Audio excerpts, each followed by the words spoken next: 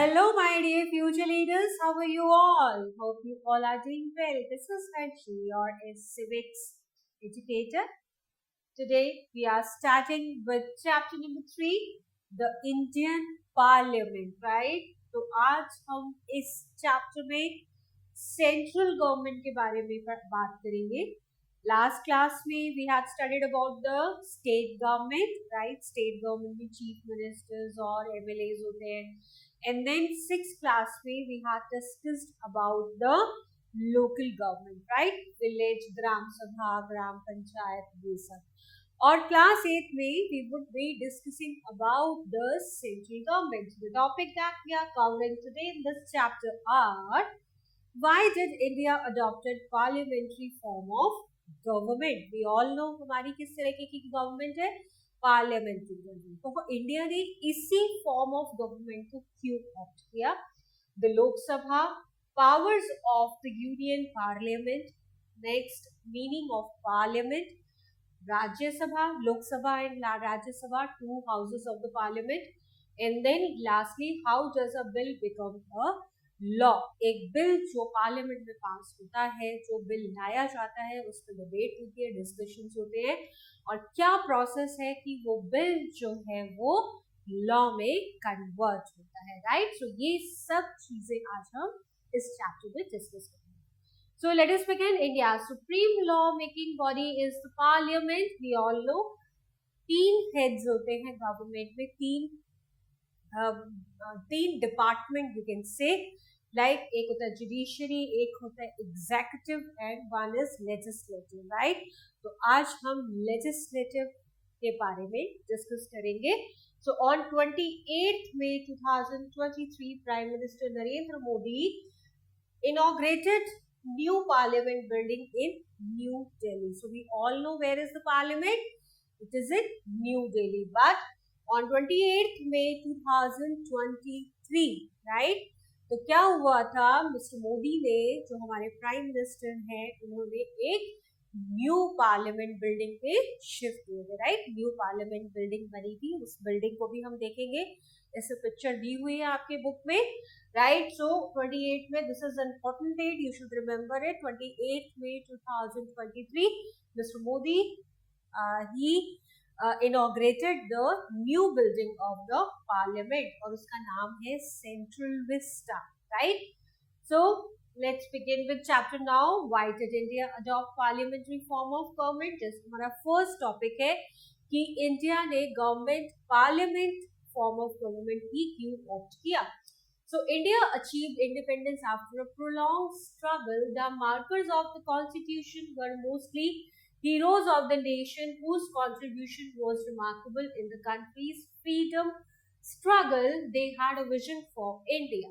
Moreover, they represented the interests and aspirations of India's various communities and regions. So they opted for the parliamentary form of government. किन्होंने choose किया? बहुत लंबा time लगा India freedom में. 1857 में formally एक तरीके से क्या स्टार्ट हुआ? फ्रीडम का स्टार्टिंग हुई 1857 में. Finally we got free in 1947. ठीक है, ऑलमोस्ट 90 इयर्स अराउंड हमें लगे फ्री होने के लिए इंडिया को. तो इस बीच में जितने भी फ्रीडम फाइटर्स थे या जो फ्रीडम लीडर्स थे, उन्होंने ही डिसाइड किया था parliamentary form of government, right? The parliamentary system functions on the principle of joint ministerial responsibility. क्यों किया था? क्योंकि ये फॉर्म ऑफ गवर्नमेंट जो है ये जॉइंट रिस्पॉन्सिबिलिटीज है, राइट? तो सब लोगों की रोल्स एंड रिस्पॉन्सिबिलिटीज डिफाइन है, लेकिन कोई किसी के वर्क में ज्यादा इंटरवीन नहीं करता है, या फिर पब्लिक अप्रूवल ज्यादा, क्योंकि हम लोग क्या करते हैं? इलेक्शन करते हैं. अपने इलेक्शंस जो होते हैं, we are electing our representatives, और वो जो रिप्रेजेंटेटिव्स हैं वो कहाँ जाते हैं? They are sitting in the parliament, और पार्लियामेंट में हमारे बिहाफ पर they are taking decisions and they are making laws, right? तो वो सारे लॉज कहाँ बनते हैं? वो बनते हैं पार्लियामेंट में. तो ये कैसी है? Principle of joint ministerial responsibility. In this, president invites the leaders of the party or parties. क्या कैसे गवर्नमेंट फॉर्म होगी? We are discussing about after the election scenario, right? Election के बाद क्या हुआ? इलेक्शन के बाद रिजल्ट डिक्लेयर हुए, रिजल्ट डिक्लेयर होने के बाद प्रेसिडेंट ने क्या करा? जो लीडर है, जो विनिंग पार्टी है, उसके जो लीडर है उसको इनवाइट किया, या फिर पार्टी और parties. Why we are saying this parties है? बिकॉज कभी कभी क्या होता है, कोalition गवर्नमेंट फॉर्म होती है, राइट? जो हमें मेजॉरिटी में कोई भी पार्टी नहीं आ पाती है, देन क्या होती है, कोalition गवर्नमेंट फॉर्म होती है. सो पार्टी और पार्टीज के लीडर्स को कौन इनवाइट करते हैं? प्रेसिडेंट इनवाइट करते हैं, right? Having the support of the Lok Sabha to form the government. अब क्या होगा? अब गवर्नमेंट फॉर्म होगी. तो जो पार्टी लीडर्स होते हैं, जिसको पार्टी, जो विनिंग पार्टी होती है, नेशनल पार्टीज और रीजनल पार्टीज हमने पढ़ा था. तो नेशनल पार्टीज जो होती है, जो नेशनली विन करती है, उनके लीडर्स को बुलाया जाता है और प्रेसिडेंट उनको लोकसभा या गवर्नमेंट फॉर्म करने के लिए बोलते हैं. And Lok Sabha and Rajya Sabha are the two houses of the parliament. और ये किसके पार्लियामेंट? पार्लियामेंट की कौन से डिपार्टमेंट में आते हैं? Legislature, right? So the reason why the parliamentary system of government was adopted in India is as follows. First reason is those who framed the Constitution of India were inspired by the British ideas of parliamentary democracy.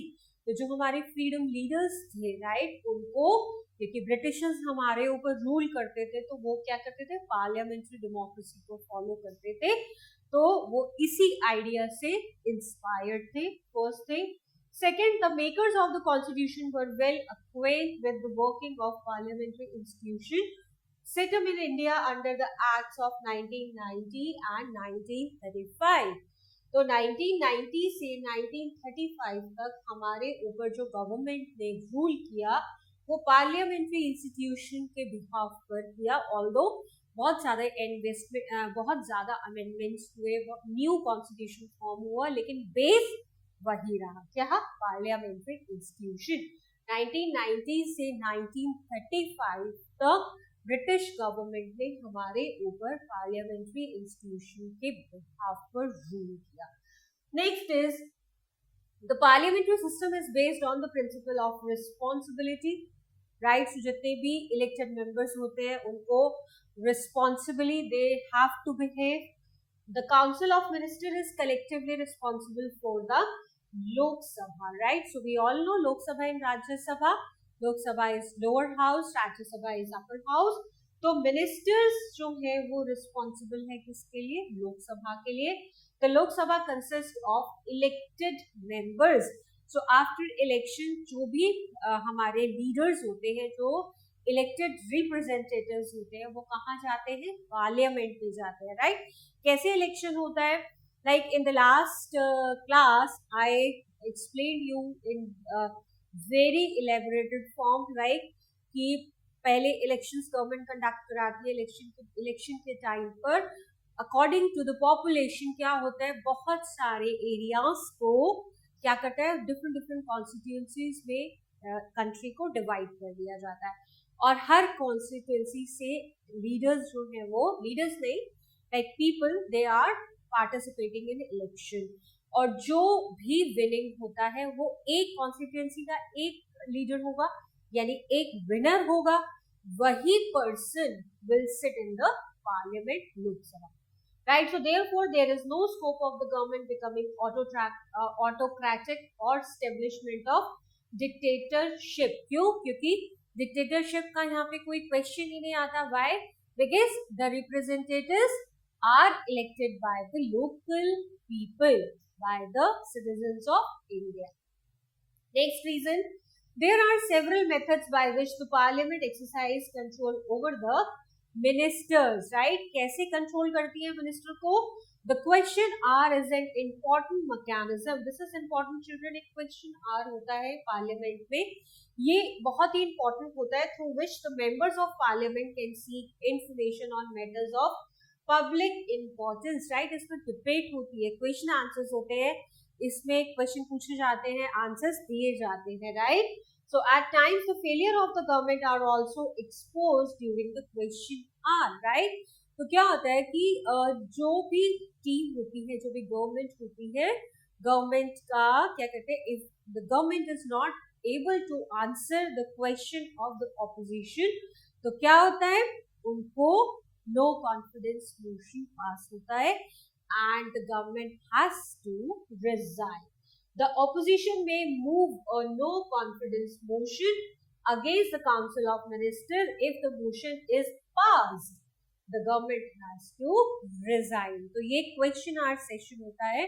Question hours में opposition क्या होता है? Opposition and ruling party, right? तो जब president call करते हैं किसको? Leaders को, जो विनिंग पार्टी के लीडर्स होते हैं. तो president calls them, or a single person अगर coalition government है, they the leaders of the different parties or the winning parties. तो क्या होगा, जब गवर्नमेंट फॉर्म करने के लिए बुलाया जाएगा, तो जब इलेक्शन के रिजल्ट्स आते हैं तो विनिंग पार्टी कैसे डिक्लेयर होती है? क्योंकि मेजॉरिटी चाहिए होती है. मेजॉरिटी आने के बाद ही क्या होता है, गवर्नमेंट के लिए मतलब एक रूलिंग गवर्नमेंट फॉर्म होती है, जिसको प्रेसिडेंट कॉल करते हैं. तो अगर जो जिसको क्लियर मैंडेट मिल जाता है, जो ज्यादा मेजॉरिटी, उनको बोलते हैं मेजॉरिटी, राइट? जिनको ज्यादा सीट्स मिलती है, यानी कि वो पार्टी होती है मेजॉरिटी में, और जो दूसरी पार्टी होती है वो होती है माइनॉरिटी में, राइट? तो माइनॉरिटी में भी एक पर्सन होता है जिसको लीडर बनाया जाता है, वो माइनॉरिटी में, यानी कि उसको ऑपोजिशन पार्टी बोलते हैं. तो क्या होता है, ऑपोजिशन का भी बहुत इंपॉर्टेंट रोल होता है, क्योंकि ऑपोजिशन क्या करती है, ऑपोजिशन क्वेश्चन करती है गवर्नमेंट से, ताकि गवर्नमेंट कुछ गलत ना बनाए, क्योंकि वो भी तो इलेक्टेड पर्सन है. The leaders are also elected from the local government, local people, right? Election में उनको भी तो इलेक्ट करके भेजा गया था. वो बात अलग थी कि उनकी पार्टी ने मेजॉरिटी नहीं ली, लेकिन माइनॉरिटी में still they are the representative of the people of India. तो क्या होता है कि वो क्या करते हैं, वो अपने कॉन्स्टिट्यूएंसी को ध्यान में रखकर जो रूल्स वहां बन रहे हैं, डिबेट सेशन होता है, क्वेश्चन आंसर राउंड होते हैं, क्वेश्चन पूछे जाते हैं, आप ये पॉलिसी, इसके ये एडवांटेजेस हैं, ये डिसएडवांटेजेस हैं, फिर डिसएडवांटेजेस पर डिस्कशंस होते हैं, बहुत सारे डिस्कशंस होते हैं, जिसको हम क्वेश्चन आवर बोलते हैं. So in question R, if the government is not able to answer the opposition, means minor party, तो क्या होता है, नो मोशन बिल पास करती है गवर्नमेंट, ऑपोजिशन की. और नो मोशन अगर पास हो जाता है, मीन्स सब लोग अगर उसको अप्रूव कर देते हैं, it means that government has to resign, right? Although the government is elected for 5 years, right? इसका टेन्योर कितना होता है, 5 years का, क्योंकि 5 years के बाद दोबारा इलेक्शंस होते हैं. तो अगर नो मोशन बिल पास हो जाता है, तो गवर्नमेंट क्या होती है, बीच में भी ब्रेक हो सकती है, राइट? बीच में भी डिसॉल्व हो सकती है. लोकसभा एक ऐसा हाउस है जो बीच में भी mid of the tenure 5 years के पीरियड से पहले भी डिसॉल्व हो सकता है. Now meaning of parliament. The union legislature in India, this is called parliament, right? As I told you, the legislature parts, central government के 3 parts होते हैं, legislature, judiciary and the another one is executive, right? तो हम बात कर रहे हैं legislature की, जिसमें लोकसभा and राज्यसभा है. So union means central level. The union legislature in India, this is called parliament. The parliament has got the right to make the country's laws or to change them. Why we are saying changing them? Because हमारी constitution book है, जो एक ruler book जिसको हम बोलते हैं, all the rules are mentioned in that book. But अगर time to time अगर उसमें कुछ changes करने होते हैं, कुछ amendments करने होते हैं, then this has to be done by the legislature only, और या फिर कुछ नए rules को form करना होता है. So the parliament also has the power to control the union executive, right? Example, the Union Council of Ministers. Union Council of Ministers को भी क्या करते हैं, control करते हैं, right? So the constitution lays down these, there shall be the parliament which shall comprise the president and 2 houses. So what we can say, parliament में कौन है? फर्स्ट पर्सन इज प्रेसिडेंट और प्रेसिडेंट के under में 2 houses होते हैं, that is Lok Sabha and Rajya Sabha. The houses of the people we call it Lok Sabha. Lok Sabha को और क्या बोला जाता है? The houses of people. Why we are saying this? Because we have elected these representative and they are working on our behalf, right? So that is why this called as House of People. And the Council of State, which is Rajya Sabha. The Union Parliament is thus incomplete without the President. Although the President does not sit in the Parliament, he or she may address either house or both houses and may send messages to the Parliament. Moreover, a bill passed by the Parliament cannot become a law without the President's assent. Right? So, main कौन हुआ? First person is President, and then it has 2 houses, Lok Sabha and Rajya Sabha. So, the laws that are making in the legislature means in Lok Sabha, तो क्या होता है? फिर वो दोनों houses से approve होना जरूरी होता है. और उसके बाद बिना प्रेसिडेंट के सिग्नेचर के, बिना उनके अप्रूवल के वो लॉ नहीं बनता. तो जब दोनों हाउसेस से वो बिल पास हो जाता है, दोनों हाउसेस से पास होने के बाद वो प्रेसिडेंट के पास जाते हैं अप्रूवल के लिए. इफ ही और she is approving, then it has become a law. Doctor Rajendra Prasad was the first president of India. Now this is the new building of parliament, Central Vista, जिसको मिस्टर मोदी ने inaugurate किया था 2023 में, 28 मई को. Now we would be discussing more about the Lok Sabha. This is the lower house. Lok Sabha is the lower house of parliament. It represent the people, house of people, right? So composition बात करेंगे, कितने members होते हैं, कैसे होते हैं. सो जितनी कॉन्स्टिट्यूएंसीज में डिवाइड किया जाता है इलेक्शन के टाइम पर, उतने ही लीडर्स इलेक्ट होते हैं, राइट? तो वहां पर ये कॉन्स्टिट्यूएंसीज हुई, क्योंकि पॉपुलेशन के बेसिस पर कंट्री को डिवाइड किया जाता है. हर कॉन्स्टिट्यूएंसी से एक विनर होता है और वो विनर कहाँ आते हैं? लोकसभा में आते हैं. So the maximum strength of Lok Sabha, that was maximum strength that was provided by the constitution of India. India के कॉन्स्टिट्यूशन के according how many seats have been approved? 552. Right? So, as per the Constitution of India, 552 are the maximum seats in Lok Sabha. Right? Up to 530 members will be elected from the states and not more than 20 members shall represent in the union territories. Right? So, 552 का breakup दिया है. 552 में 530 states से elect होते हैं और not more than 20 maximum है. एक मैक्सिमम लिमिट दी हुई है. तो 20 से ज्यादा, मतलब 20 मेंबर्स कहाँ से इलेक्ट होते हैं? यूनियन टेरिटरीज से. Beside 2 members of Anglo Indian community may be nominated by the president to the Lok Sabha. Right? 2 members जो होते हैं, जिनको एंग्लो इंडियंस बोलते हैं. एंग्लो इंडियंस कौन थे? ये वो ब्रिटिशर्स थे जो इंडिया में रह गए थे, लाइक जिन्होंने, अगर मेल था तो उन्होंने इंडियन विमेन से शादी कर ली, या मे बी इंडियन विमेन ने इसे ब्रिटिशर से शादी कर ली, या कोई विमेन ने इंडियन से शादी कर ली. राइट? दोनों पेरेंट्स में से एक पर्सन जो है वो ब्रिटिशर है. राइट? तो इनको बोलते हैं एंग्लो इंडियन. सो 2 एंग्लो इंडियंस कौन नॉमिनेट करते हैं? प्रेसिडेंट नॉमिनेट करते हैं. मैक्सिमम 552 सीट्स हो सकती हैं as per the constitution. Out of 550, 530 are the elected by the people. States means people, जो नॉर्मल जनरल इलेक्शंस होते हैं उसमें. और 20 मेंबर्स जो होते हैं वो यूनियन टेरिटरीज से होते हैं. 2 मेंबर्स जो कि एंग्लो इंडियंस होते हैं उनको प्रेसिडेंट नॉमिनेट करता है. सो इन केस ही और she feels that this community is not adequately represented, at present the Lok Sabha consists of 545 members. Present scenario में कितने हैं?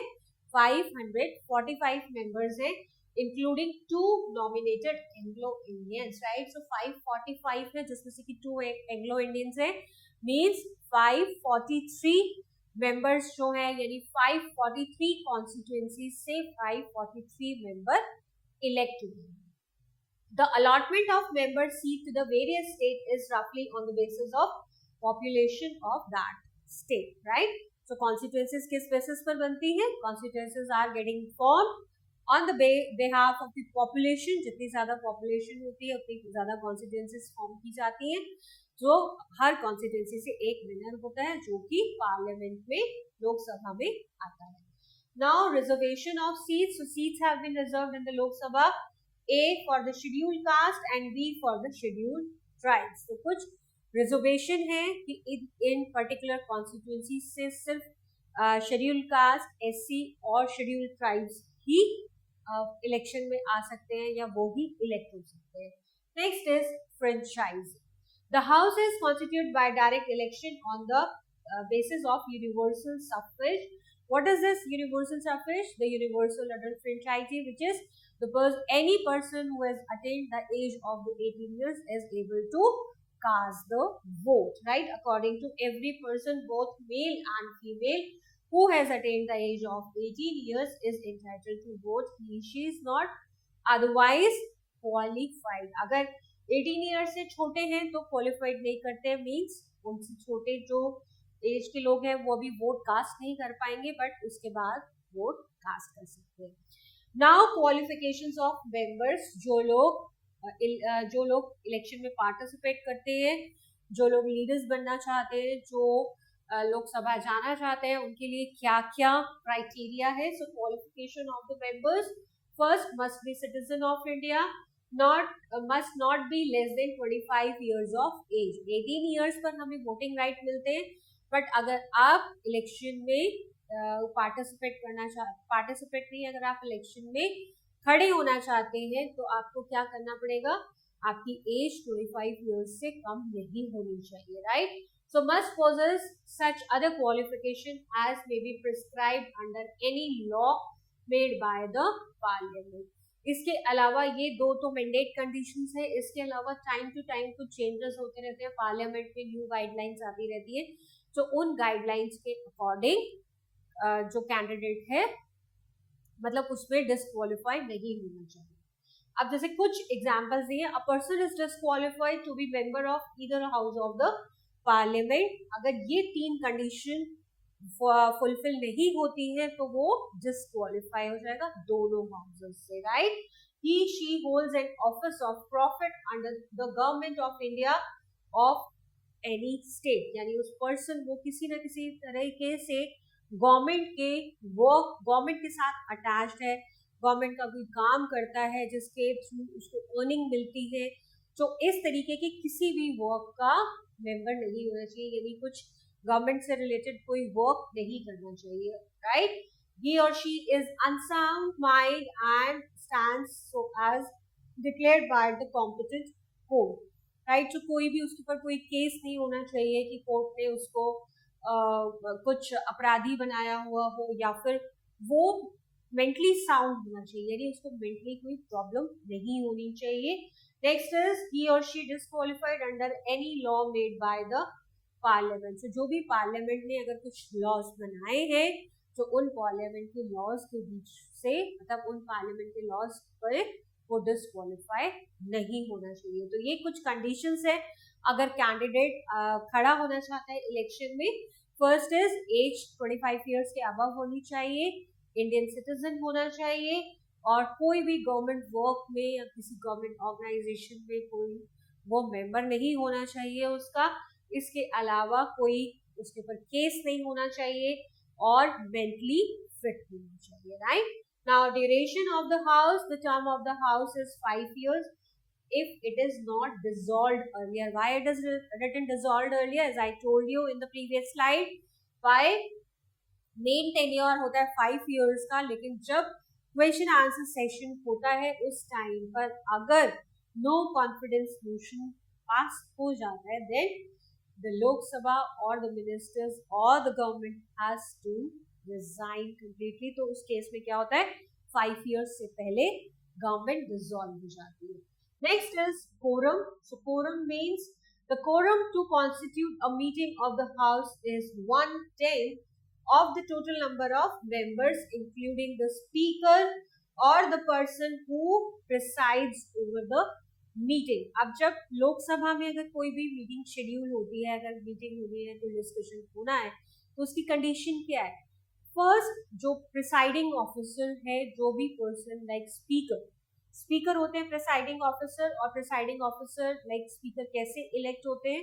तो जो मेंबर्स इलेक्ट होकर आते हैं गवर्नमेंट से, यानी लोकसभा के जितने एमपीज हैं, MPs means members of parliament, तो जितने एमपीज हैं वो आपस में डिस्कशन करते हैं and then they choose one person as a speaker, right? So first is speaker needs to be presented in the Lok Sabha, means lower house.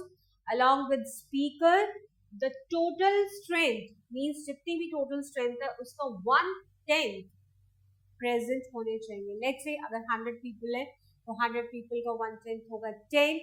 So at least 10 member and speaker has to be presented for the decision, right? तो total number का जितने भी members हैं उनके 1/10 members present होने चाहिए including speaker, right? Next is leader of the opposition, right? इसके बारे में थोड़ा सा डिस्कशन कर चुके हैं. The leaders of the opposition party having the greatest numerical strength, as I told you in the beginning of the chapter, क्या होता है जब इलेक्शन कंडक्ट होते हैं कंट्री में तो नेशनल पार्टीज विन करती हैं, तो मेजॉरिटी होना जरूरी है. लाइक हमने बात की थी 545 सीट्स हैं प्रेजेंटली, यानी 545 में से 2 एंग्लो इंडियंस हैं जो प्रेसिडेंट नॉमिनेट करते हैं. सो 543 कॉन्स्टिट्यूएंसीज हैं और 543 ही इलेक्टेड मेंबर्स हैं. तो 543 में जिसका सबसे ज्यादा या जिसकी सबसे ज्यादा सीट्स होंगी वो होगी मेजॉरिटी पार्टी और दूसरी होगी minority party, right? So majority party तो गवर्नमेंट फॉर्म करेगी, बट माइनॉरिटी में एक लीडर चूज किया जाएगा. वो लीडर क्या, वो ऑपोजिशन लीडर होगा.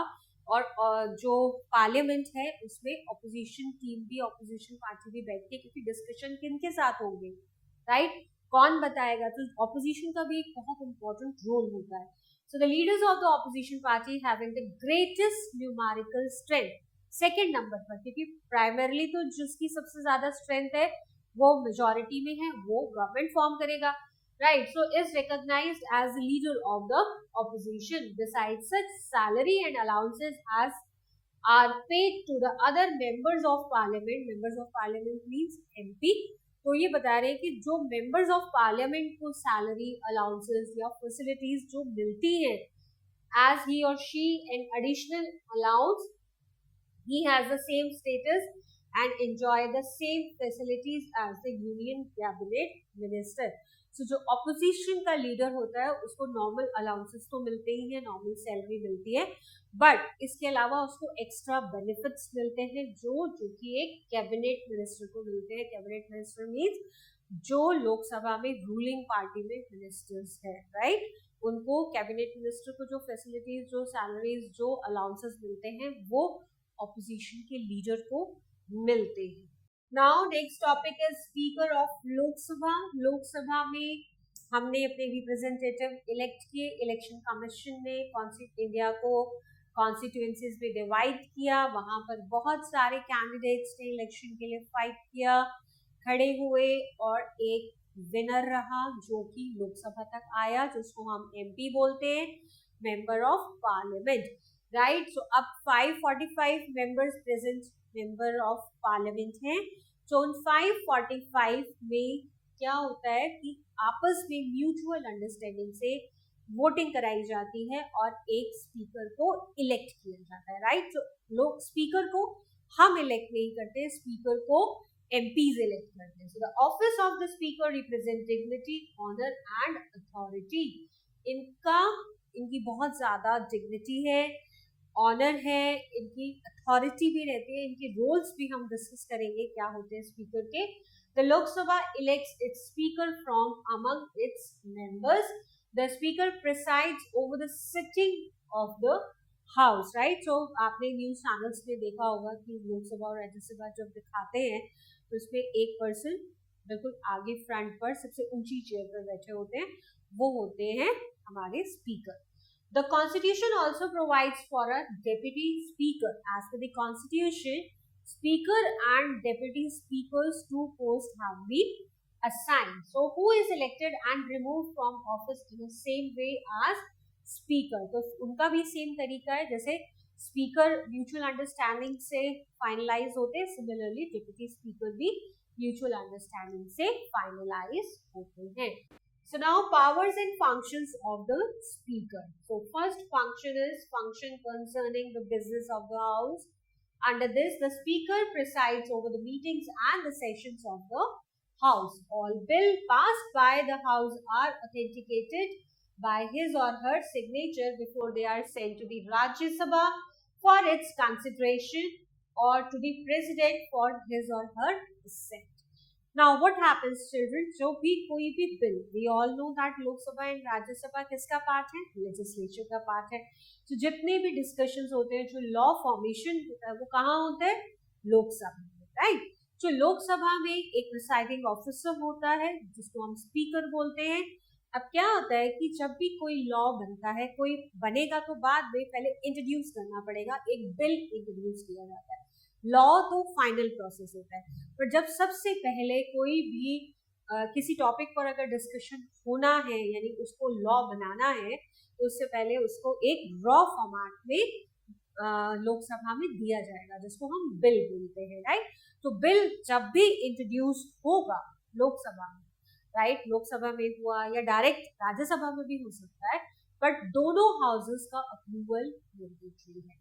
दोनों हाउस के अप्रूव होने के बाद then it goes to the president and after his और her assent this would become a act, right, और लॉ आप बोल सकते हो. तो क्या होता है कि जब भी कोई बिल, जैसे लोकसभा में मेंबर्स ने, एमपीज ने बोला, फेवर में दिया कि ये होना है, अब क्या होगा, वो राज्यसभा में तब फॉरवर्ड होगा जब वो स्पीकर के सिग्नेचर हो जाएंगे, right, when it is approved by और authenticated by the honourable speaker, right. तो speaker has to authenticate this first and then it will go to the Rajya Sabha, and Rajya Sabha में भी सेम प्रोसेस होगा, डिबेट्स होंगी, discussions होंगे, फिर वहां से भी अगर अप्रूव हो जाता है then it will go to the president for his और हर assent, और जब वो अप्रूव कर देंगे तब वो एक लॉ बन जाएगा. Next power is disciplinary function. So now disciplinary function, it is the duty of the speaker to maintain order and discipline in the house. In case of grave disorder, the speaker adjourn the house. So he is a presiding officer. So maintaining the discipline and decorum of the house is the responsibility ultimately lies with speaker, right. So speaker अगर उनको लगता है कि house का यानी लोकसभा का discipline maintain नहीं हो रहा है, then he can adjourn the house, right, उसको बीच में रोक सकता है. Next is administrative function. The speaker receives all the petitions and documents addressed to the house. तो सबसे पहले जो भी पिटीशन है, पिटीशन यानी कंप्लेंट या जो भी बिल्स है, डॉक्यूमेंट्स है, वो सबसे पहले कहाँ आएंगे, स्पीकर के पास आएंगे. आफ्टर दैट ही और she communicates the decision of the house to the concerned authorities. अब क्या हुआ, सबसे पहले रिक्वेस्ट आई, कहाँ, स्पीकर के पास आई. अब स्पीकर ने बता दिया कि इस टॉपिक पर इस दिन डिस्कशंस होंगे. अब डिबेट्स हुई, डिस्कशंस हुए पार्लियामेंट में यानी लोकसभा में, और फाइनल जो रिजल्ट रहा, जो भी अगर लोग पॉजिटिव में है यानी फेवर में है तो भी बताएंगे वो, और अगर वो उसके अगेंस्ट में है तो भी ये डिसीजन देना किसका काम है, ये स्पीकर का काम है. Next is control over parliamentary committees. The speaker is the executive official chairman of some of the committees of the house, right. So committees के भी पार्ट होते हैं speaker. Next is other power and functions. The speaker presides over the joint sitting. This is important. Joint sitting of both the houses of the parliament. Both the houses, Lok Sabha and Rajya Sabha. वो कभी कभी क्या होता है कि लोकसभा और राज्यसभा दोनों में कॉन्फ्लिक्ट्स हो जाते हैं किसी पर्टिकुलर इशू को लेकर, राइट. कोई बिल पास होना है, उसमें सपोज किसी एक हाउस ने उसको उसके फेवर में वोट कर दिया, दूसरा हाउस उसके अगेंस्ट में या कोई एक म्यूचुअल डिसीजन तक नहीं पहुंच पाते हैं, देन प्रेसिडेंट इंटरवीन और प्रेसिडेंट क्या करते हैं, दोनों हाउसेस को कॉल करते हैं और दोनों हाउसेस में यानी कि दोनों बोथ द हाउसेस इनका एक जॉइंट सेशन होता है जिसको हम जॉइंट सिटिंग बोलते हैं, जॉइंट सेशन। तो जॉइंट सेशन होने के बाद भी जो प्रिसाइडिंग ऑफिसर रहेंगे वो स्पीकर ही होंगे, राइट। सो प्रिसाइडिंग ऑफिसर का काम हुआ, the speaker presides over the joint sitting of both the houses of parliament. अगर दोनों houses Lok Sabha and Rajya Sabha they are not able to decide mutually, उनके अंदर कुछ कॉन्फ्लिक्ट्स हो रहे हैं, तो क्या होता है, president calls a joint meeting and this is presided by the speaker, right children? Now next is Rajya Sabha, right. तो अभी हमने लोकसभा के बारे में बहुत सारा देखा कि लोकसभा के मेंबर्स यानी एमपीज कैसे इलेक्ट होते हैं, उसके बाद स्पीकर होते हैं और लोकसभा में हमारा कॉम्पोजिशन कितना रहता है, यानी as per the constitution 552 maximum seats हैं, प्रेजेंट 545 है, जिसमें से कि 2 एंग्लो इंडियंस की होती है जो कि प्रेसिडेंट नॉमिनेट करते हैं। उसके बाद स्पीकर को इलेक्ट किया जाता है, स्पीकर एंड डिप्टी स्पीकर, और उसके बाद स्पीकर के फंक्शंस हमने देखे और सारे जो लॉज होते हैं वो बनते हैं पार्लियामेंट हाउस में, लेकिन दोनों हाउसेस से अप्रूवल मस्ट है।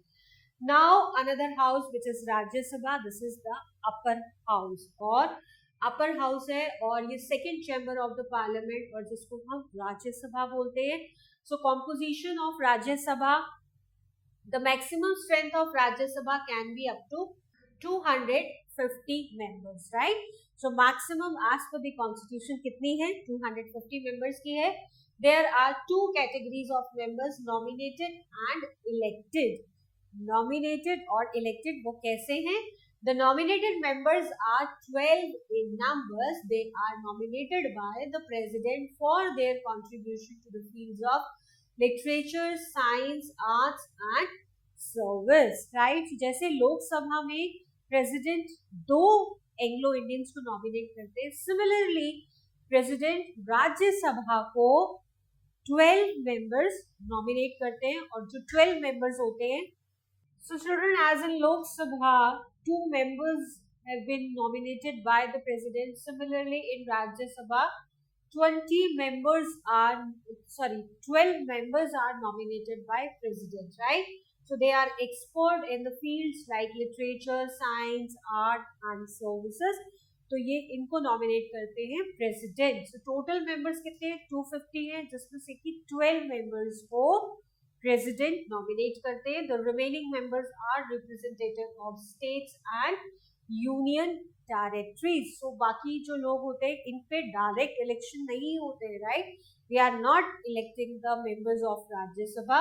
सो seats have been allocated to the states and the union territories on the basis of population, right। so Rajya Sabha में भी किस स्टेट की कितनी सीट्स होंगी वो डिपेंड करता है पॉपुलेशन के according. The Rajya Sabha at present consist of 245 members of whom 12 nominated by the president. So 245 members, क्योंकि मैक्सिमम जो लिमिट है वो 250 मेंबर्स की है। अब 245 मेंबर्स एग्जिस्टिंग है, 245 में से 12 मेंबर्स जिनको नॉमिनेट किया है प्रेसिडेंट ने और बाकी मेंबर्स जो हैं वो, उसका भी इलेक्शन प्रोसेस है, हम देखते हैं अभी। Next is election process. तो इलेक्ट होकर आते हैं बट वो उस पर नॉर्मल इलेक्शंस नहीं होते हैं, जनरल इलेक्शंस नहीं होते हैं, right. So let's see now how they are getting elected. The members of Rajya Sabha are elected by the elected members of the legislative of each state by means of single transferable vote, right. So हमने last class में पढ़ा था, class 7 में, about the legislature, state legislature. तो state legislature में जितने लोग होते हैं, स्टेट लेजिस्लेचर के लोग एक पर्सन एक वोट करता है, तो उसके बेसिस पर डिसाइड होता है कि कौन सा पर्सन, कौन सा एमएलए जाएगा Rajya Sabha, right. So the representative of the union territory shall be chosen in such a manner as the parliamentary may prescribe, right? तो जितनी सीट्स राज्यसभा में प्रिस्क्राइब होती है हर स्टेट और यूनियन टेरिटरी की, उतने पर्सन कहाँ से नॉमिनेट किए जाते हैं? स्टेट लेजिस्लेचर से, स्टेट लेजिस्लेटिव असेंबली से उतने मेंबर्स को भेजा जाता है राज्यसभा के लिए. Now qualification for the members: in order to be chosen as the member of Rajya Sabha, person must be citizen of India and not less than 30 years of age. Right? हमने MP के लिए देखा था, अगर कोई person MP के लिए खड़ा होना चाहता है तो उसके लिए एज का मिनिमम बार क्या था? 25 years. यहाँ पर 30 years है राज्यसभा के लिए. Must possess such additional qualification as may be prescribed by the law from time to time. So धीरे जो टाइम डिफरेंट टाइम पर डिफरेंट लॉज आते रहते हैं, सो उन लॉज के अकॉर्डिंग डिसक्वालिफाइड नहीं होना चाहिए. Now duration of the house: Lok Sabha is elected for 5 years. 5 years के बाद डिसॉल्व हो जाती है और उसके बाद फ्रेश इलेक्शन होते हैं. ये हाउस यानी Rajya Sabha permanent house hai, it never gets dissolved, right? Never ever gets dissolved. So the Rajya Sabha is the permanent body and not subjected to dissolution. 1/3 of its member retire at the end of every second year. हर दूसरे साल total strength के 1/3 member क्या होते हैं? Retirement मिलता है उनको, right? उनको हटाया नहीं जाता है. राज्यसभा कभी भी डिसॉल्व नहीं होता है, ये परमानेंट हाउस है. बट एवरी सेकेंड डे क्या होता है कि एवरी सेकेंड ईयर जो टोटल मेंबर्स हैं उनको 1/3 मेंबर रिटायर होते हैं. और जो राज्यसभा में पर्सन होते हैं उनका टेन्योर होता है 6 years का, right? So the Rajya Sabha are elected for the terms of 6 years. जो मेंबर उसमें आते हैं वो 6 years के लिए आते हैं. Otherwise, this is a permanent house, never get dissolved, and every second year, 1/3 of the total members are getting retired. Next is presiding officer. जैसे हमने लोकसभा में प्रिसाइडिंग ऑफिसर देखा था, कौन था? Speaker and deputy speaker. Similarly Rajya Sabha में भी presiding officer होते हैं, बट वो होते हैं vice president of India, right? President of India and then Vice President of India. So Vice President of India is the presiding officer of Rajya Sabha because it is a upper house. So the Vice President of India is the executive official chairman of the Rajya Sabha. तो यहाँ पर जो chairman होंगे वो होंगे Vice President. Now we will discuss the powers of the Rajya Sabha. Powers and functions of the Rajya Sabha. So सबसे पहला work है legislative powers. All bills other than money bills can originate in the Rajya Sabha. As I already told you कि जो भी bill अगर कोई law बनने के लिए discussion होना है तो सबसे पहले वो एक raw format में आएगा जिसको हम bill बोलते हैं, right? अब वो discussions के बाद, approvals के बाद, कहीं जाकर प्रेसिडेंट से अप्रूवल के बाद वो बनता है बिल. उससे पहले लॉ, उससे पहले वो होता है बिल, राइट? सो बिल किसी भी हाउस में इंट्रोड्यूस किया जा सकता है, या लोकसभा में या फिर राज्यसभा में, but condition is that it has to be approved by both of the houses. दोनों हाउसेस से अप्रूवल जरूरी है. अगर दोनों हाउसेस में अप्रूवल नहीं होता तो We had already discussed that process कि प्रेसिडेंट क्या करते हैं? एक जॉइंट मीटिंग बुलाते हैं. जॉइंट मीटिंग में प्रिसाइडिंग ऑफिसर स्पीकर होते हैं, जो लोकसभा के स्पीकर होते हैं वो प्रिसाइडिंग ऑफिसर होते हैं, और दोनों का एक जॉइंट मीटिंग होता है दोनों हाउसेस का, एंड देन उस पर एक फाइनल रिजल्ट या कंक्लूजन निकल कर आता है. All bills other than money bills.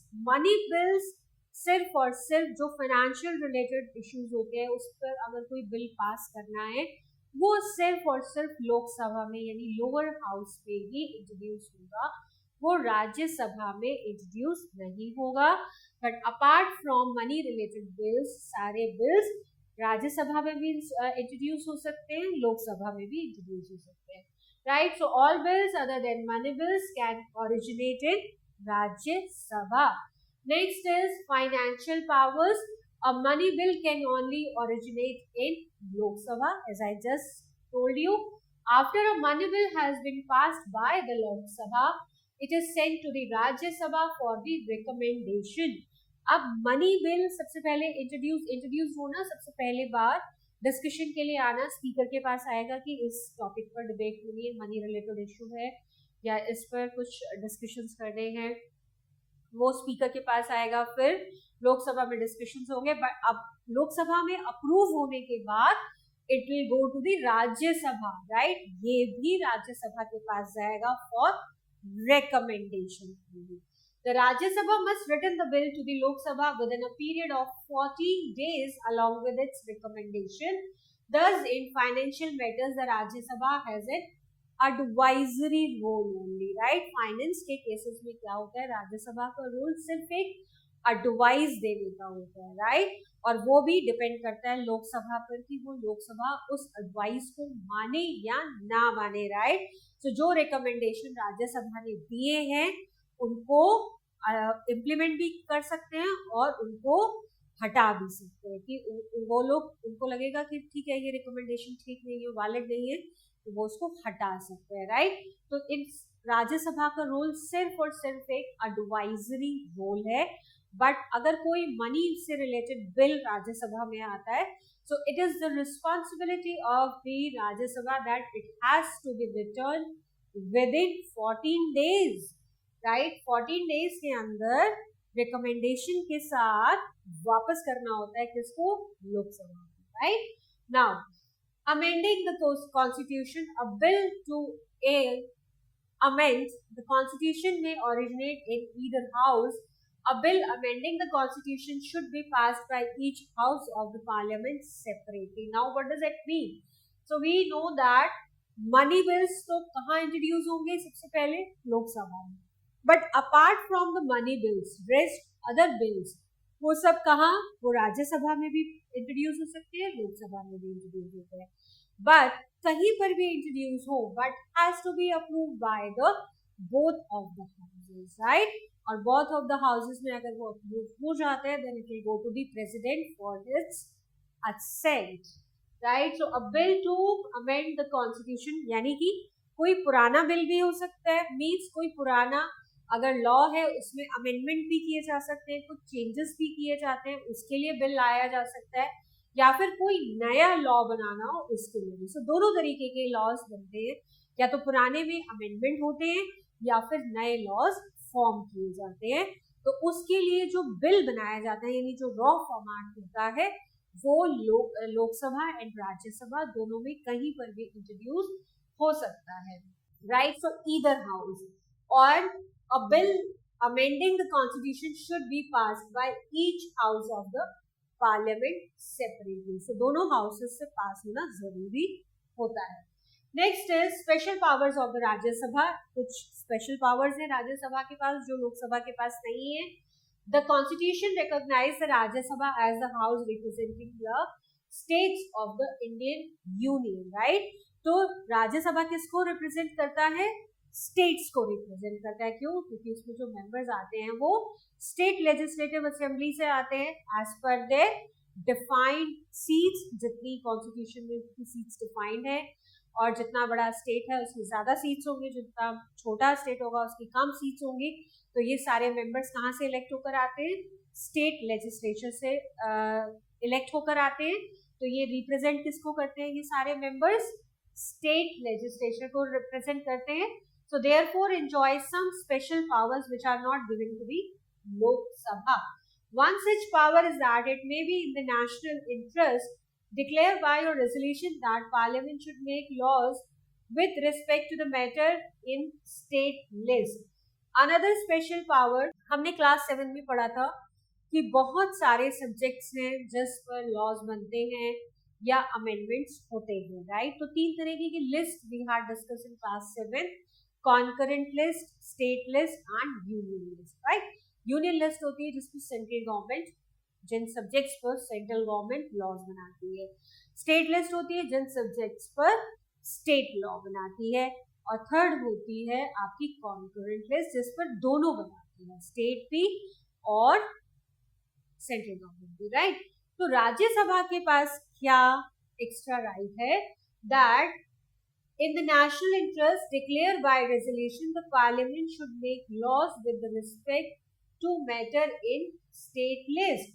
So जो सब्जेक्ट स्टेट लिस्ट में मेंशन है उन पर भी राज्यसभा लॉ फॉर्म कर सकती है, वहां पर भी डिस्कशन हो सकते हैं। ये राज्यसभा के पास अथॉरिटी है, ये एक्स्ट्रा एडवांटेज है जो लोकसभा को नहीं दिया गया है। लोकसभा में सिर्फ और सिर्फ यूनियन लिस्ट के मैटर्स ही डिस्कस होंगे, बट राज्यसभा में अगर कोई इमरजेंसी है, कुछ प्रॉब्लम है, तो राज्यसभा में इनिशिएट किए जा सकते हैं वो bill, right? Another special power enjoyed by the Rajya Sabha is that it may declare that the creation of new All India Services, AIS, new All India Services, AIS, IAS, IPS जो services होती हैं, is in the national interest. So thereupon the parliament may be law create new all India services. तो AIS services पर law Rajya Sabha बनाती है। ये दो extra powers हैं किसके पास? राज्यसभा के पास, जो लोकसभा के पास नहीं है। सो एक पार्लियामेंट्री गवर्नमेंट इन इंडिया का एक पिक्चर यहाँ दिया हुआ है। इसमें क्या होते हैं? प्रेसिडेंट हैं, प्रेसिडेंट सेंटर में, इसके अलावा Lok Sabha, Rajya Sabha and council of ministers. तो काउंसिल ऑफ मिनिस्टर के हेड कौन है? प्राइम मिनिस्टर है। लोकसभा को कौन लीड करते हैं? स्पीकर। राज्यसभा को कौन लीड करते हैं? Vice president. और ये भी एग्जीक्यूटिव ऑफिशियल चेयरमैन है, राइट? और इन सब का मेन जो लीडर है या जो मेन हेड है वो कौन है? प्रेसिडेंट। तो हमने फर्स्ट लाइन सबसे पहले यही पढ़ी थी, president and two houses, Lok Sabha and Rajya Sabha, right? So now children, next topic is power of the union parliament. Union parliament भी सेंट्रल पार्लियामेंट, सेंट्रल लेवल पर। The intention of the framers of the constitution was to make the Lok Sabha a dominating chamber because it is the members are elected directly by the people. So जो लोग constitution बना रहे थे उन framers ने क्या किया है? सारी अथॉरिटी ज्यादातर किसको दी है? लोकसभा को दी है। क्यों? क्योंकि लोकसभा के जो मेंबर्स होते हैं, एमपीज जो होते हैं, वो डायरेक्टली कौन इलेक्ट करता है उनको? People of India, right? So but we should not forget that neither house is incomplete by itself. So दो houses हैं, दोनों ही incomplete है एक दूसरे के बिना। अगर कोई बिल आता है तो वो दोनों हाउसेस से अप्रूव होना जरूरी होता है, और जो कि लेजिस्लेचर का पार्ट है। Parliament is the part of legislature. Both houses together are called the parliament of India. अगर हम पार्लियामेंट ऑफ इंडिया की बात करते हैं, so we will talk about Lok Sabha and Rajya Sabha both, right? So now legislative powers. The parliament is competent to make laws on matters mentioned in the union list. जो union list में जितने topics described हैं या mentioned हैं, उन पर laws कहाँ बनेंगे? लोकसभा में बनेंगे। And the concurrent list जो दोनों के लिए neutral होती है, state के लिए भी और सेंट्रल गवर्नमेंट के लिए भी। The parliament can legislate even on subject include the state list during the proclamation of emergency. अगर कोई इमरजेंसी है, स्टेट में कुछ प्रॉब्लम है, तो उस केस में कौन बना सकता है? लोकसभा रूल्स फॉर्म कर सकती है। When the Rajya Sabha passes a resolution by 2/3 majority that the subject in state list has assumed national importance, the union parliament becomes authorized to legislate on that subject. All ordinances issued by president when the parliament is not in session must be led both the houses for their approval. अब क्या हुआ कि हमने भी पढ़ा था कि राज्यसभा में क्या होता है कि बिल इनिशिएट हो सकते हैं स्टेट लिस्ट से भी, राइट? अगर कोई प्रॉब्लम होती है, कुछ कुछ कंडीशंस होती हैं जिनके बारे में हम कमिंग चैप्टर्स में भी पढ़ेंगे, तो कुछ बहुत सारे डिफरेंट सिनेरियोज हैं जिसमें कि राज्यसभा इनिशिएट करता है बिल को, और राज्यसभा में अगर वो 2/3 मेजॉरिटी से पास हो जाता है then it will come to the Lok Sabha. क्योंकि अगर अगर रूल बनना है, अगर कोई भी लॉ बनेगा तो वो दोनों हाउसेस से पास होना जरूरी है। इनिशिएट किया राज्यसभा में, राज्यसभा से 2/3 मेजोरिटी से वो पास हो गया and then it will come to the Lok Sabha. Lok Sabha में भी अप्रूव होने के बाद देन फाइनल जो इशू होगा वो कौन करेगा, वो फाइनल करेगा president, right. So that the subject in list state list has assumed national importance, the union parliament becomes authorized to legislate on that subject. All ordinances, जितने इसको ऑर्डिनेंस बोला जाता है, राइट, जो प्रेसिडेंट इशू करते हैं उसको बोले जाते हैं ordinances. So all ordinances issued by the president when the parliament is not in session must be led before both the houses for their approval. So जितने भी ऑर्डिनेंसेस इशू करेंगे प्रेसिडेंट वो सब अप्रूव होने चाहिए कहाँ से, लोकसभा और राज्यसभा दोनों हाउसेस से। अदरवाइज अगर कोई प्रॉब्लम है, कुछ सिचुएशन ऐसी है जिसमें कि स्टेट लिस्ट पर अगर रूल बनाना पड़े, लॉ बनाना पड़े या कुछ अप्रूवल्स लेने पड़े तो वो कौन इनिशिएट करेगा, राज्यसभा इनिशिएट करेगा, क्योंकि ये उसकी एक्स्ट्रा पावर है जो लोकसभा के पास नहीं है। बट जब ये पास हो जाएगा 2/3 मेजोरिटी से राज्यसभा में, फिर ये लोकसभा में अप्रूवल के लिए आएगा और उसके बाद ऑर्डिनेंसेस कौन इशू करेंगे, president. Now next is financial powers. Money bill can be introduced only in the Lok Sabha. The Lok Sabha is free to accept और reject the recommendation made by the Rajya Sabha in money matters. The parliament also passes the union budget. Lok Sabha का काम क्या है, budget pass करना। जो हर साल budget pass होते हैं वो कौन करती है, लोकसभा करती है। अब फाइनेंस रिलेटेड मैटर्स क्योंकि लोकसभा के पास आते हैं, बिल इशू हुआ कहाँ, इंट्रोड्यूस हुआ कहाँ हुआ, लोकसभा में हुआ। लोकसभा ने अब अप्रूव कर दिया, अब उसके बाद कहाँ जाएगा वो, राज्यसभा में, क्योंकि अप्रूवल तो दोनों की जरूरी है। अब राज्यसभा सिर्फ एक एडवाइजर की तरह वर्क करता है, वो अपनी रिकमेंडेशन देता है, क्योंकि और वो रिकमेंडेशन को मानना या ना मानना वो लोकसभा का काम है। But with in 14 days Rajya Sabha को वो बिल वापस देना होता है लोकसभा को, राइट। सो इन मनी मैटर्स ये चॉइस होती है कि एक्सेप्ट करना और रिजेक्ट करना किसको, रिकमेंडेशन को ऑन मनी बिल, वो किसका काम है, लोकसभा का काम है। और मनी मैटर्स रिलेटेड और बजट भी कौन पास करता है, वो Lok Sabha. Control over the executive. The constitution lay down the council of ministers shall be collectively responsible for the house of people, the Lok Sabha. In this way, parliament exercise control over the union executive. Now amending the constitution.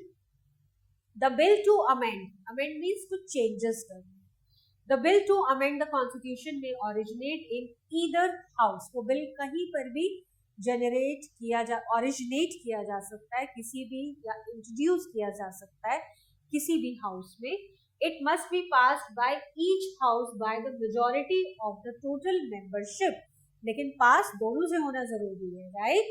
So majority of the total membership of that house as well as by 2/3 majority of the members present and voting. तो voting कराई जाती है, discussion होगा, कैसे पता चलेगा कि कितने लोग पास कर रहे हैं।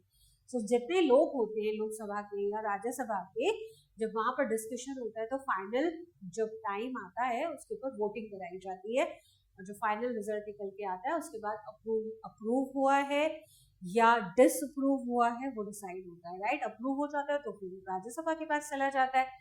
So if such amendment seeks to make any changes in some specified matter, the amendment shall also require to be approved by least half of the state legislature.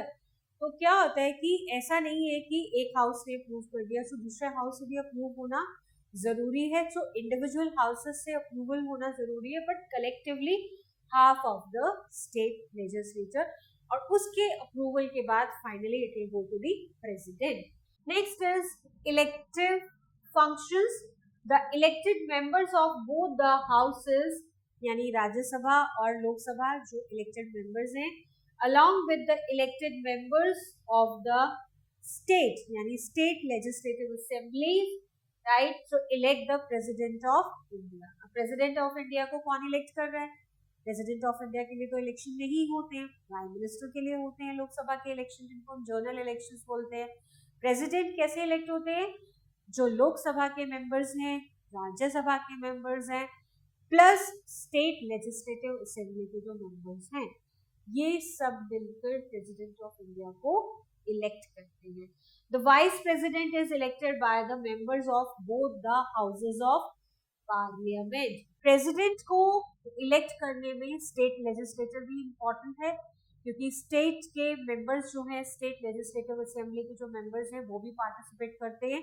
लेकिन वाइस प्रेसिडेंट को जब इलेक्ट करते हैं तो वो सिर्फ both the houses of parliament, and these houses are Lok Sabha and Rajya Sabha. So vice president का जब भी इलेक्शन होता है, उसमें राज्यसभा और लोकसभा के मेंबर्स वोटिंग में पार्टिसिपेट करते हैं और इलेक्ट करते हैं। इसके अलावा जब प्रेसिडेंट के लिए इलेक्शन होती है तो इसमें लोकसभा, राज्यसभा और स्टेट लेजिस्लेटिव असेंबलीज के जो मेंबर्स होते हैं वो सब पार्टिसिपेट करते हैं, यानी कि एमएलएज, एमपीज सब पार्टिसिपेट करते हैं और फिर फाइनली प्रेसिडेंट को इलेक्ट किया जाता है। अब नेक्स्ट टॉपिक है, how does a bill become a law. We are studying about the legislative part, right. जो पार्लियामेंट पार्ट है या लेजिस्लेचर है उसके बारे में बात कर रहे हैं, जिसमें हमने पढ़ा प्रेसिडेंट है, देन 2 हाउसेज हैं। अब इनका काम क्या है? कंट्री के लिए लॉ बनाना या कॉन्स्टिट्यूशन के जो लॉज ऑलरेडी मेंशन है हमारी रूल बुक पे, उनमें अमेंडमेंट करना, राइट। तो अब फाइनली क्या होता है कि इनिशिएट तो बहुत सारे बिल्स होते हैं, लेकिन लॉ तक पहुंचना उसके बीच में डिफरेंट स्टेप्स हैं। तो अब कोई भी बिल यानी रॉ फॉर्म, बिल लॉ कैसे बनता है?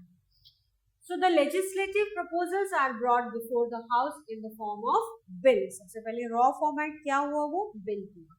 It may be either a money bill or a ordinary bill, right? So दो तरीके के bills हुए, money bill और ordinary bill. Money bills हुए जो सिर्फ लोकसभा में इंट्रोड्यूस होंगे, राज्यसभा में इंट्रोड्यूस नहीं होंगे। Ordinary bills जो होते हैं वो लोकसभा और राज्यसभा दोनों में कहीं पर भी इंट्रोड्यूस किए जा सकते हैं, बट अप्रूवल दोनों से होना जरूरी है। The money bills usually deals with imposition, alteration और abolition of taxes और other financial matters। तो जो मनी बिल्स के बारे में क्या होता है, वो क्योंकि मनी से रिलेटेड है तो उसमें ज्यादा क्या होता है, ऑल्टर करना होता है, कोई टैक्स हटाना है, कोई नया ऐड करना है और पुराने में क्या चेंजेस होने चाहिए, उन पर डिस्कशंस होते हैं जो कि लोकसभा में होते हैं। Both the money bills and the ordinary bills have to pass through the various stages before becoming an act. So दोनों को ही different stages से pass करना होता है और फिर वो act बनता है। An ordinary bill can be introduced in any of the 2 houses by the minister or any private member of the house, right? तो ये दोनों में से किसी भी हाउस में इंट्रोड्यूस हो सकते हैं। कौन से? ऑर्डिनरी बिल, और कोई भी इनिशिएट कर सकता है, कोई भी मिनिस्टर कर सकता है, और private member of the house. Private members कौन से थे? जिनको प्रेसिडेंट ने नॉमिनेट किया था, जो किसी ना किसी मतलब किसी भी कॉन्स्टिट्यूंसी से या किसी भी इलेक्शन का पार्ट नहीं थे, राइट। लोकसभा में क्या थे? लोकसभा में 2 एंग्लो इंडियंस थे जिनको नॉमिनेट किया था, और राज्यसभा में 12 लोग थे जिसको प्रेसिडेंट नॉमिनेट करते हैं। किस लिए? जो कि अपने अपनी फील्ड के एक्सपर्ट होते हैं, लिटरेचर के, आर्ट के, इस तरीके से वो किसी भी इलेक्शन का पार्ट नहीं होते हैं, उनको डायरेक्ट प्रेसिडेंट नॉमिनेट करते हैं उनकी फील्ड के एक्सपर्ट्स। तो ये इनको बोला जाता है private members of the house, right.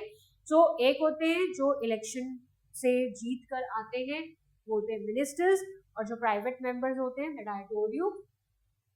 A bill has to pass through 3 readings before it becomes an act. कितनी रीडिंग्स हैं? 3 readings, right. So these readings are first, second and third. So first reading में क्या होता है? In the first reading, the minister or member in charge of the bill introduces the bill stating its main feature. If the bill is an important one, the minister may also make a brief speech. तो सबसे पहले काम क्या होता है? वो bill first reading, पहली बार जब पढ़ा जाता है वो बिल, राइट। तो वो यानी कि इंट्रोड्यूस होता है, वो किसी भी इसमें हो सकता है। अगर ऑर्डिनरी बिल है तो वो लोकसभा और राज्यसभा में कहीं पर भी किसी भी हाउस में इंट्रोड्यूस हो सकता है, कोई भी कर सकता है, कोई मिनिस्टर भी इंट्रोड्यूस कर सकता है, कोई प्राइवेट मेंबर भी इंट्रोड्यूस कर सकता है, बट मनी बिल सिर्फ और सिर्फ लोकसभा में होंगे। तो सबसे पहले वो रीड किया जाता है जब उसको इंट्रोड्यूस किया जाता है किसी भी हाउस में, और अगर वो बहुत ज्यादा सेंसिटिव मैटर है तो उस पर जो मिनिस्टर है जो इंट्रोड्यूस कर रहा है वो एक स्पीच भी देता है। अब उसके बाद सेकेंड रीडिंग कब होती है? The second reading, the bill is considered by the House very carefully. This stage is further divided into sub stages. अब फर्स्ट हो गया, फर्स्ट रीडिंग हो गई, अब नेक्स्ट स्टेज आ गई विच इज सेकेंड रीडिंग। अब सेकेंड रीडिंग भी divided है। First sub stage, the bill may be straight away taken into consideration or referred to the standing committee. Most of the bills are referred to any of the standing committee. Second stage पर bill आ गया है, पहली stage में clear हो गया है, यानी कि उस पर इंट्रोड्यूस हो गया है और बिल के बारे में स्पीच भी हो गई है। अब वहां से बिल कहाँ आ गया? सेकेंड स्टेज में आ गया, जिसको हम सेकेंड रीडिंग बोलते हैं। सेकेंड रीडिंग को फिर आगे डिफरेंट स्टेप्स में डिवाइड किया हुआ है। सेकेंड रीडिंग के बाद first step of second reading क्या आता है कि कमेटीज बनी हुई है, जिनको हम स्टैंडिंग कमेटीज बोलते हैं। डायरेक्ट ही स्टैंडिंग कमेटी को बिल रेफर कर दिया जाता है, राइट। अब स्टैंडिंग कमेटी का काम होता है उस बिल को एनालाइज करना, उस पर स्टडी करना, right. So in the first sub stage the bill may be straight away taken into consideration और refer to the standing committee. Most of the bills are refer to any of the standing committee. So different standing committees होती हैं, अलग अलग committees. ऐसा नहीं है कि एक ही कमेटी बनी हुई है और उसके पास रेफर कर देंगे तो कितना ज्यादा पेंडेंसी बढ़ जाएगा, राइट। सो डिफरेंट कमेटीज बनी होती है। सो किसी भी कमेटी के पास या कुछ उस मैटर से रेलेवेंट जो कमेटी होगी उसके पास वो फॉरवर्ड कर दिया जाता है। After that the second stage the committee minutely examine the bill clause by clause and then submits its report to the house. अब इसके बाद क्या हुआ? कमेटी ने उसको एनालाइज किया और अपनी रिपोर्ट सबमिट कर the house. In the third stage, the House takes up a through consideration of the bill in the same way as done in the standing committee. Finally, when all the clauses have been put to vote and disposed of, the second reading of the bill is over, right? So, अब पहले second मतलब like first reading में तो क्या हुआ? Bill introduce हुआ। Second reading में क्या हुआ कि बिल सेकेंड रीडिंग में 3 स्टेजेस हैं। फर्स्ट स्टेज में क्या हुआ? बिल किसी न किसी स्टैंडिंग कमेटी को हैंड ओवर हो गया। स्टैंडिंग कमेटी उसको क्या करेगी? उसको एनालाइज करेगी, क्लॉज बाय क्लॉज जो डिफरेंट क्लॉजेस मेंशन होंगे उसको एनालाइज करेगी और फाइनल रिपोर्ट हाउस को सबमिट कर देगी। ये स्टैंडिंग कमेटी का काम है।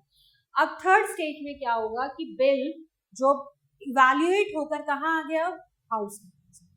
अब हाउस के मेंबर्स यानी जो एमपीज हैं वो भी उसको वैसे ही इवैल्यूएट करेंगे और फाइनल जब बिल सेकेंड रीडिंग से क्या होगा? सेकेंड रीडिंग ओवर हो गई, अब ये कहाँ चला जाएगा? This will come to the third reading. Third reading में क्या होगा? The debate held during the third reading of the bill of a restricted nature, it is confined only to arguments either in support of the bill or for its rejection. अब final यानी final hearing हुई या final reading हुई, third reading जिसको हम बोलते हैं, वहां पर सिर्फ 2 ही ऑप्शन है, वहां पर डिबेट होगा, या तो आप फेवर में हो या आप अगेंस्ट में हो, वहां पर वोटिंग की जाएगी। After the bill is passed in one house it is sent to the another house where the same procedure is repeated. अब दोनों हाउसेस से पास होना बहुत जरूरी है। अब फाइनल में वोटिंग हो गई तो पता चल गया कि फेवर में है या अगेंस्ट में है, and then it is pass to the next house और वहां पर भी सेम प्रोसेस फॉलो होगा। First reading, second reading, third reading और उसके बाद वोटिंग कराई जाएगी। If the bill is passed by the second house, it is presented to the president for his or her approval. If the president gives assent, the bill becomes of an act or a law. अब final क्या होगा? जब दोनों houses से discussion debates हो गई, standing committee ने अपने रिजल्ट्स दे दिए, सब चीज हो गई, दोनों हाउसेस ने उसको ओके कर दिया, and then finally it will come to the president, and president will review this, and on the basis of his और her reviews he will approve it और डिसअप्रूव इट, और वो अप्रूव हो जाता है तो क्या बन जाएगा, वो एक्ट बन जाएगा। सो ये एक प्रोसेस होता है, इसमें डिफरेंट स्टेप्स होते हैं, और दोनों हाउसेस से अप्रूव होना जरूरी होता है, और उसके बाद प्रेसिडेंट से अप्रूव होना मस्ट है। Next is procedure relating to ordinary bills. अभी हमने बात की थी बिल्स अप्रूवल की, अब हम बात करेंगे ऑर्डिनरी बिल्स की। जो नॉर्मल बिल्स होते हैं वो कैसे होते हैं। An ordinary bill can originate in either house of the parliament but must be passed by both the houses before its submission to the president of his or her assent, right? हमने बात की थी money bill की। Money bill कहाँ से originate होता है, कहाँ इंट्रोड्यूस किया जाता है, सिर्फ और सिर्फ लोकसभा में, राइट? लेकिन अप्रूवल दोनों से होना जरूरी है, और फिर फाइनली प्रेसिडेंट के पास जाएगा और उनके असेंट के बाद वो एक एक्ट हो जाएगा। अब हम बात करेंगे ऑर्डिनरी बिल, जो कि दोनों में से किसी भी हाउस में इंट्रोड्यूस किया जा सकता है, और फिर दोनों हाउसेस से अप्रूव होकर प्रेसिडेंट की असेंट के बाद वो एक एक्ट बन जाता है। So in case of disagreement between the two houses over a bill, the president may summon a joint sitting of the two houses with the speaker of Lok Sabha in the chair, right? So ये वही चीज आ गई जब joint session होगा, right? अगर Lok Sabha ordinary bill introduce हुआ किसी भी हाउस में, चाहे वो राज्यसभा हो, may be it is a Lok Sabha, so अगर दोनों हाउसेस में डिसएग्रीमेंट है तो क्या होगा, प्रेसिडेंट जो है एक समन देंगे, प्रेसिडेंट दोनों हाउसेस की एक कंबाइंड मीटिंग कॉल करेंगे, दोनों हाउसेस की कंबाइंड मीटिंग होगी तो उसका प्रिसाइडिंग ऑफिसर कौन होगा, लोकसभा के स्पीकर। इसमें वाइस प्रेसिडेंट नहीं होंगे, वाइस प्रेसिडेंट किसके प्रिसाइडिंग ऑफिसर होते हैं, राज्यसभा के। इसमें पावर होंगी, इसमें जो प्रिसाइडिंग ऑफिसर होंगे वो होंगे स्पीकर ऑफ लोकसभा, राइट? और अब क्या होगा, फाइनल वहां पर प्रेसिडेंट ने समन दिया, डिस्कशन हुआ, एंड देन फाइनल रेजोल्यूशन होगा। If the majority of the members of the joint session pass the bill is deemed to have been passed by both of the houses. अगर, क्योंकि ये joint session है, joint meeting है, अगर उस meeting में वो अप्रूव हो गया तो ये समझा जाता है कि ये दोनों हाउसेस से पास हो गया। मतलब ऐसा नहीं है कि फिर दोबारा हो जाएगा लोकसभा से राज्यसभा से पास होने के लिए, नो। तो अब ये समझा जाता है कि ये लोकसभा और राज्यसभा दोनों से पास हो गया है। As the membership of the Lok Sabha is more than double the membership of the Rajya Sabha, the decision of the Lok Sabha would naturally prevail at the joint sitting. तो किसमें ज्यादा मेंबर है, लोकसभा में of course, Rajya Sabha में कम members होते हैं, तो ये क्या किया जाता है, prevail at joint sitting, right? जो ये माना जाता है कि अब इस एक जॉइंट मीटिंग में जो फाइनल हो गया है, यानी कि ये दोनों हाउसेस से अप्रूव हो गया है। Procedure relating to money bills. The money bill can originate only in Lok Sabha. After it has been passed by the Lok Sabha, it is sent to the Rajya Sabha for the recommendation. The Rajya Sabha must, within a period of 14 days, return it with its recommendation. The Lok Sabha may accept or reject or any of the recommendation of Rajya Sabha. If the Lok Sabha does not accept the recommendation of Rajya Sabha, the money bill shall be deemed to have been passed by the both houses in the form in which it was passed by the Lok Sabha. अब अगर ये money bill है तो money bill कहाँ introduce होगा, लोकसभा में। लोकसभा में introduce हुआ, पास होके पहुंचा राज्यसभा में, राज्यसभा के पास 14 डेज के लिए रहेगा। 14 डेज में राज्यसभा को रिकमेंड वापस देना होगा लोकसभा को। अगर कोई रिकमेंडेशन है उनकी, so they can give their recommendations, और ये अब लोकसभा की चॉइस है कि वो अग्री करे या रिकमेंडेशन जो आई है राज्यसभा से उस पर अग्री करे या डिसअग्री करे। कोई भी कंडीशन होती है, अग्रीमेंट और डिसअग्रीमेंट, दोनों ही केसेस में ये बिल अप्रूव माना जाता है और फाइनली प्रेसिडेंट के पास चला जाता है। अगर डिसअग्रीमेंट है then also it will go to the president. क्यों? क्योंकि इस समय ये मनी बिल्स के केसेस में Rajya Sabha is playing only a advisory role, right? If a money bill is not returned to the Lok Sabha by the Rajya Sabha within 14 days, 14 दिन में वापस नहीं किया राज्यसभा में, तो क्या होगा, It shall be deemed to have been passed by both the houses. इस केस में भी यही समझा जाएगा 14 दिन के अंदर रिवर्ट करना होगा राज्यसभा को. अगर नहीं करते हैं तो यही समझा जाएगा कि वहां से अप्रूव हो गया. The president shall not withhold his or her assent for money bills passed by the parliament. Therefore, the assent of president is merely a constitutional formality. अब क्या होगा, ये कहाँ पहुंचा, प्रेसिडेंट के पास गया. प्रेसिडेंट अब इसमें कोई बहुत ज्यादा इफ एंड बट नहीं करेंगे, वो उसको अप्रूव कर देंगे क्योंकि ये लोकसभा से आया हुआ है पास होकर राज्यसभा से. तो इसमें क्या होता है, प्रेसिडेंट की भी असेंट जो होती है वो एक तरह से फॉर्मेलिटी होती है. Right, so thus it is clear that Lok Sabha is more powerful in financial matters. तो financial matters में किसके पास ज्यादा पावर्स है? Of course लोकसभा में, क्योंकि राज्यसभा उसको 14 days में अप्रूव करता है या नहीं करता, that doesn't make any difference. It will go to the president, और प्रेसिडेंट को भी इसको अप्रूव करना एक फॉर्मेलिटी है, वो भी अप्रूव करते हैं. So we can say that Lok Sabha is having more powers in terms of financial approvals. Now we have some words for which the meanings have been mentioned. First is inaugurate. Inaugurate करना यानी उद्घाटन करना, introduce करना. To introduce a new official or leader etc. at a special formal ceremony. Right? तो ये एक होता है inaugurate करना. Now comprise, to consist of or to have a parts of members. Suffrage क्या होता है, the right to vote in the political elections. Next is allows, the amount of something that you are allowed, right, जिस चीज के लिए आप allowed हो, जितने पैसे के लिए आपको या जितना मनी आपका allowed है, this is called your allowance. Originate, to happen or appear for the first time in particular place और सिचुएशन, पहली बार जो चीज आई गई है वो ओरिजिनेट हुई है. Quick review, the parliamentary system of government is based on the principle of responsibility. Right, so the parliament consist of president and 2 houses, Lok Sabha और Rajya Sabha. Next is the Lok Sabha is constituted by the direct election on the basis of universal suffrage, यानी 18 और 18 साल से ऊपर के जितने लोग हैं, मेल फीमेल सब लोग वोट दे सकते हैं और ये लोकसभा के मेंबर्स को इलेक्ट करते हैं. To be elected as a member one must not less than 25 years of age. Duration of Lok Sabha is 5 years. Lok Sabha कितने साल के लिए होती है? 5 साल के लिए. राज्यसभा 6 साल के लिए होती है. लोकसभा बीच में भी डिसॉल्व हो सकती है, बट राज्यसभा कभी भी डिसॉल्व नहीं होती है.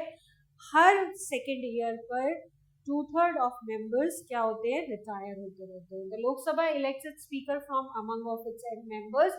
The speaker presides over the meeting and preserves order in the house. So Lok Sabha की जो पर्सन जो लीडर होता है, जिसको लीड करता है, वो होता है speaker and deputy speaker as per constitution. और स्पीकर और डेप्यूटी स्पीकर को कौन इलेक्ट करता है? जो members of parliament. The Rajya Sabha is the upper house of the parliament. Maximum strength कितनी है? 250. The Union Parliament has legislative and financial powers. A bill has to pass through 3 readings before it becomes an act. An ordinary bill can originate in any house, whereas the money bill can originate only in Lok Sabha. So now it's time to do the exercises. First question is that in the circle of correct option in the OMR sheet, at present the Lok Sabha consists of how many members?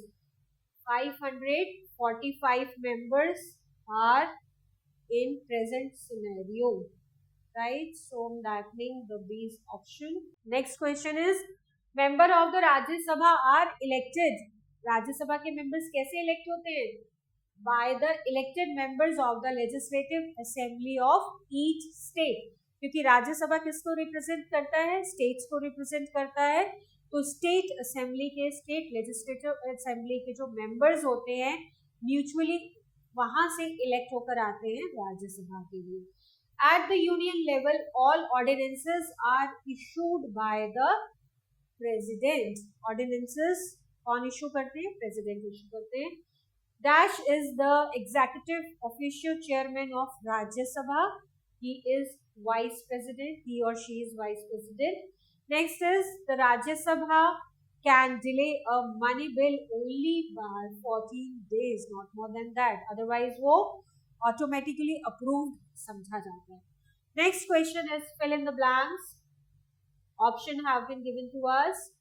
So first is Dash is the highest law-making body in the country. So the parliament, right? I am writing down the number here. The parliament is the highest law-making body in our country. Next is the Indian parliamentary system is inspired by the Dash parliamentary system. It is inspired by the British parliamentary system. Third one, Dash is the nominal head of the state. So President of India is the nominal head of the state. Fourth one was the first president of India. This Dr. Rajendra Prasad was the first president of India. The Rajya Sabha is the Dash house. It is the upper house. And last, in the case of money bill, the Rajya Sabha has to play only and only an advisory role. और उस advice को मानना या reject करना वो लोकसभा के हाथ में है. Next is true and false. First statement, the Rajya Sabha has 2 houses, so this is false. In fact, parliament has 2 houses, Lok Sabha and Rajya Sabha. so Rajya Sabha का कोई और हाउस नहीं होगा. This Lok Sabha is a permanent house. This is false. Lok Sabha 5 years के लिए होती है, उसके बाद डिसॉल्व हो जाती है, बीच में भी डिसॉल्व हो सकती है, but Rajya Sabha is a permanent house. The vice president of India enjoys more power than president of India. This is false. Next is Shrimati Indira Gandhi was the first and only women prime minister of India. This is true. After that the prime minister is the nominal head of the state. This is false. President. So children, now do the question answers. So first question we have, what is the basis of the parliamentary form of government? So parliamentary form of government जो India में follow होती है उसका basis क्या है, basic क्या है? So the answer is the basic of the parliamentary form of government is the principle of collective responsibility. दोनों की collective responsibility होती है and the close relationship between the executive and the legislature. So executive कौन होता है? Executive body होती है prime minister, president and the council ministers. तो उनकी collective responsibility होती है. In this system, the executive is drawn from the elected members of the parliament and the government is responsible for the parliament. Next is write the qualifications to be a member of a Lok Sabha. लोक सभा का एक member बनने के लिए क्या क्या criteria है, क्या क्वालिफिकेशन है? So the answer is be a citizen of India. The person must be citizen of India and crossed or more than 25 years of age. Next is meet any additional qualifications set by Parliament. अगर कुछ और parliament ने कुछ और conditions define की हैं तो उनको क्वालिफाई करना पड़ेगा. तो ये गाइडलाइंस टाइम टू टाइम आती है. नेक्स्ट, अगर डिस्क्वालिफिकेशन पैरामीटर्स भी हैं कुछ, क्या है? They hold an office of profit under the government, right? तो वो डिस्क्वालिफाई हो जाएगा अगर वो स्टेट गवर्नमेंट या सेंट्रल गवर्नमेंट के किसी भी प्रोजेक्ट का पार्ट है, किसी में वर्किंग है या पार्ट है या कोई काम कर रहा है जिससे उसको प्रॉफिट हो रहा है, तो देन वो डिस्क्वालीफाई हो जाएगा. Next is they are declared of unsound mind by a competent court, यानी कि मेंटली स्ट्रांग होनी चाहिए, मेंटली कोई प्रॉब्लम नहीं होना चाहिए. And they are disqualified by any law made by the parliament. और जो भी पार्लियामेंट की गाइडलाइंस के अकॉर्डिंग अगर वो फुलफिल नहीं करते हैं तो ये डिस्क्वालिफिकेशन होगा. Next is right a short note on composition of Lok Sabha. Right, so answer is Lok Sabha और we call it house of the people is the lower house. Right, हमें मालूम है लोकसभा लोअर हाउस है. It is composed of members who are directly elected by the people of India. जो general elections होते हैं उसमें हम जो अपने रिप्रेजेंटेटिव इलेक्ट करते हैं वो कहाँ आते हैं? पार्लियामेंट में, लोकसभा में. Maximum strength can be 552 members. Out of those, 530 members representing the states and 20 members representing the union territories, and 2 members nominated by the president, and these are Anglo-Indians, right? So Anglo-Indian community. So the members serve for a terms for 5 years unless the house is dissolved. So कितना tenure होता है लोकसभा का? It is 5 years. और 5 years के बाद दोबारा elections होते हैं and then it is reconstructed, but 5 years से पहले भी dissolve हो सकती है अगर no confidence motion pass होता है. Next is, how are the president and vice president elected? Answer is, president is elected through an indirect election process by the elected members of both the houses and the legislature assemblies of the state. So president कैसे elect होते हैं और vice president? Indirect elections होते हैं. Indirect elections means जो elected members होते हैं लोकसभा, राज्यसभा और state legislative assembly के, वो members elect करते हैं president को, और वाइस प्रेसिडेंट को कौन इलेक्ट करता है? Both the members of both the houses, यानी कि लोकसभा और राज्यसभा के मेंबर्स मिलकर वाइस प्रेसिडेंट को इलेक्ट करते हैं. इसमें स्टेट लेजिस्लेचर का कोई वोट नहीं होता है, राइट? सो vice president is elected by the members of both the houses, Lok Sabha and Rajya Sabha. Next question, what do you mean by Anglo Indians? So Anglo Indians जो कि प्रेसिडेंट रेकमेंड करते हैं. एंग्लो इंडियन का मतलब क्या होता है? So Anglo Indians are the people of mixed British and Indian descent, typically with one British parent and one Indian parent, right? जो पहले जो ब्रिटिशर्स हम पर रूल करते थे, तो उस टाइम पर क्या हुआ कि वहां पर अगर कोई मैन है उससे मतलब एक पेरेंट जो होगा वो इंडियन होगा, एक पेरेंट होगा ब्रिटिश का. जो ये होते हैं Anglo Indians. So children, we have completed our chapter number 3, which is the parliament or the central government. Hope you have learned many things from this chapter and you'll keep in the mind, because the next chapter we are going to discuss is judiciary.